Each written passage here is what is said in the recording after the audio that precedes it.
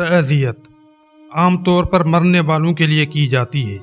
جب سانس کی ڈور ٹوٹتی ہے تب ہم افسوس کرتے ہیں، ماتم کرتے ہیں۔ لیکن اگر میں آپ سے کہوں کہ اصل موت وہ نہیں جو سانس رکنے سے ہوتی ہے، بلکہ اصل موت وہ ہے جو سانس چلتے ہوئے واقع ہو جاتی ہے، کیا ہو اگر ہمیں مرنے والوں سے زیادہ زندہ رہنے والوں کے لیے تعزیت کی ضرورت ہو؟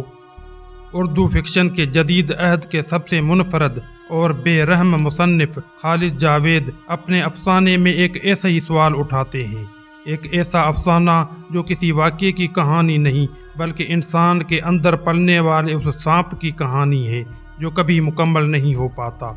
آج جس تحریر کا ذکر کرنے جا رہے ہیں اس کا نام ہی انسان کو چونکا دینے کے لیے کافی ہے، زندوں کے لیے ایک تعزیت نامہ۔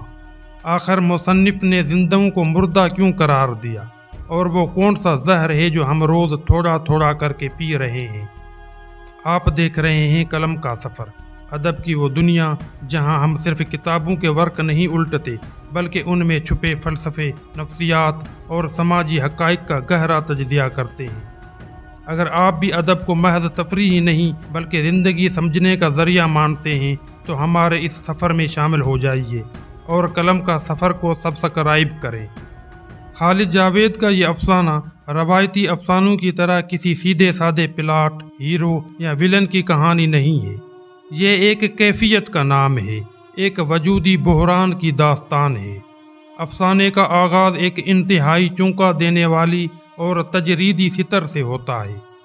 ہم ایک سانپ بنانا چاہتے تھے، یا وہ ایک نقطہ تھا جو سانپ ہو جانا چاہتا تھا، مگر راستے میں اس نے اپنا ارادہ بدل دیا اور اپنی سمت بدل دی۔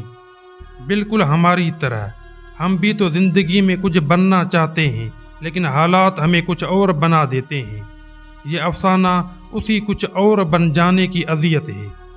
یہاں سے کہانی ایک ایسے راوی کی زبانی شروع ہوتی ہے جو اپنی ذات اور کائنات کے درمیان تعلق کو سمجھنے کی کوشش کر رہا ہے۔ یہ سانپ دراصل کیا ہے؟ یہ ہماری ادھوری خواہشات، ہمارے نامکمل وجود، یا شاید وہ گناہ ہیں جو ہم کرنا چاہتے تھے مگر کر نہ سکے۔ افسانے میں راوی ایک عجیب قسم کی بے آرامی اور متلی کی کیفیت میں مبتلا ہے۔ وہ بیان کرتا ہے کہ کس طرح انسان اپنی زندگی میں ایک مکمل شکل اختیار کرنے کی کوشش کرتا ہے، لیکن حالات، معاشرہ اور اس کی اپنی کمزوریاں اسے ایک ٹیڑھی لکیر یا ایک ادھورے سانپ کی طرح معلق کر دیتی ہے۔ کہانی آگے بڑھتی ہے تو ہمیں احساس ہوتا ہے کہ یہ تعزیت نامہ دراصل ان لوگوں کے لیے ہے جو بظاہر زندہ ہیں، کھا پی رہے ہیں، چل پھر رہے ہیں، لیکن اندر سے وہ گل سڑ چکے ہیں۔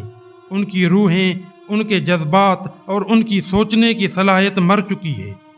مصنف ہمیں دکھاتے ہیں کہ جدید انسان کی زندگی ایک ایسے ویٹنگ روم کی طرح ہے جہاں وہ موت کا انتظار نہیں کر رہا بلکہ زندگی کے نہ ہونے کا ماتم کر رہا ہے۔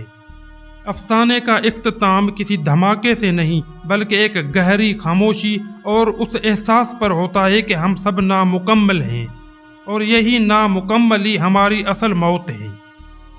اس سے پہلے کہ ہم اس افسانے کے تہوں میں اتریں، یہ جاننا ضروری ہے کہ یہ نشتر کس نے چلایا ہے۔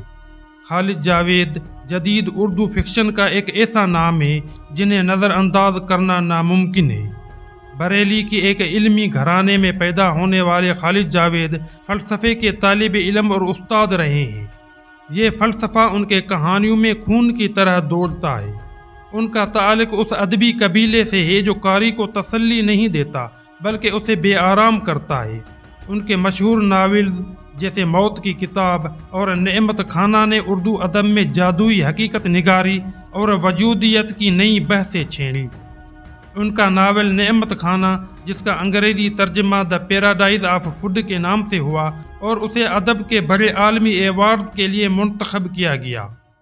مشہور نقاد شمیم حنفی انہیں اردو فکشن کا ایک ایسا آؤٹ سائیڈر قرار دیتے ہیں جو اندر کی خبر لاتا ہے۔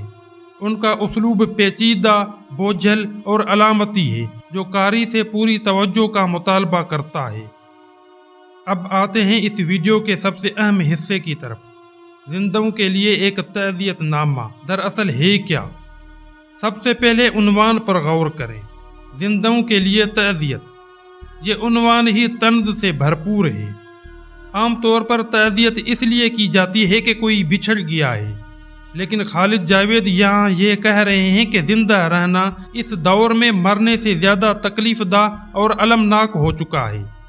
وہ لوگ جو اپنے خوابوں، اصولوں اور ضمیر کو مار کر جی رہے ہیں، وہ دراصل چلتی پھرتی لاشیں ہیں، اور اصل ہمدردی کے حقدار وہی ہیں۔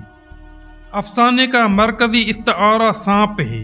نفسیات میں اور فرائڈ کے نزدیک سانپ جنس یا خوف کی علامت ہو سکتا ہے، لیکن خالد جاوید کے ہاں یہ سانپ امکان کی علامت ہے۔ مذہبی داستانوں میں سانپ وہ مخلوق ہے جس نے آدم کو بہکایا۔ خالد جاوید کے ہاں بھی یہ سانپ ہمارے اندر کا وہ شیطان یا وہ خواہش ہے جو ہمیں جنت سے نکلوانے کا باعث بنتی ہے۔ راوی کہتا ہے کہ وہ ایک نقطہ تھا جو سانپ بننا چاہتا تھا، یعنی انسان ایک ایسا وجود ہے جو کچھ بننا چاہتا ہے، شاید خطرناک، شاید طاقتور، شاید مکمل، لیکن وہ بن نہیں پاتا۔ وہ راستے میں ہی اپنی سمت بدل لیتا ہے۔ یہ جدید انسان کا المیہ ہے کہ وہ نہ تو مکمل فرشتہ بن پاتا ہے اور نہ مکمل شیطان۔ وہ بیچ میں کہیں لٹکا ہوا ایک ادھورا سانپ بن کر رہ جاتا ہے۔ راوی کو اپنے ہونے سے، اپنے وجود سے گھن آتی ہے۔ اسے محسوس ہوتا ہے کہ اس کا وجود ایک بوجھ ہے جسے وہ بلا وجہ اٹھائے پھر رہا ہے۔ خالد جاوید دکھاتے ہیں کہ زندگی کوئی خوبصورت تحفہ نہیں، بلکہ ایک ایسی سزا ہے جس میں ہم اپنی ہی لاش کو کندھوں پر اٹھائے پھرتے ہیں۔ خالد جاوید کا کمال یہ ہے کہ وہ بیان نہیں کرتے، محسوس کرواتے ہیں۔ ان کے جملے طویل اور بوجھل ہوتے ہیں، بالکل اسی طرح جیسے زندگی کا بوجھ۔ وہ قاری کو سانس لینے کا موقع نہیں دیتے۔ نقاد ناصر عباس نیّر لکھتے ہیں کہ خالد جاوید کے افسانے انسان کے باطنی جہنم کی سیر کرواتے ہیں۔ یہاں بھی وہ باہر کی دنیا کے بجائے انسان کے اندر کی توڑ پھوڑ کو دکھا رہے ہیں۔ تو دوستو، زندوں کے لیے ایک تعزیت نامہ پڑھ کر ہمیں کیا حاصل ہوتا ہے؟ کیا یہ محض مایوسی ہے؟ جی نہیں، یہ افسانہ دراصل ایک آئینہ ہے۔ یہ ہمیں سبق دیتا ہے کہ شعور ہی زندگی ہے۔ جب تک ہم یہ نہیں مان لیتے کہ ہم اندر سے مر چکے ہیں یا ادھورے ہیں، ہم زندہ ہونے کی کوشش بھی نہیں کر سکتے۔ یہ افسانہ ہمیں جھنجھوڑتا ہے کہ ہم اپنی زندگیوں کا جائزہ لیں۔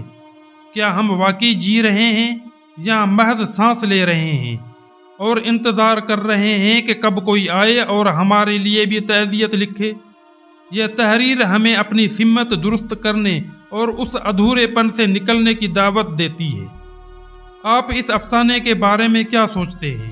کیا آپ کو بھی لگتا ہے کہ آج کے دور میں ہم سب کو ایک دوسرے سے تعزیت کرنی چاہیے؟ اپنی رائے کا اظہار کمنٹس میں ضرور کیجیے۔ اگر آپ کو خالد جاوید کی یہ گہری اور فکر انگیز تحریر پسند آئی اور آپ چاہتے ہیں کہ ہم ایسے ہی مزید شاہکار افسانوں کا تجزیہ کریں تو ویڈیو کو لائک کریں، دوستوں کے ساتھ شیئر کریں اور قلم کا سفر کو سبسکرائب کریں۔ اگلی ویڈیو تک کے لیے کوشش کیجیے کہ آپ کو اپنے لیے کسی تعزیت نامے کی ضرورت نہ پڑے۔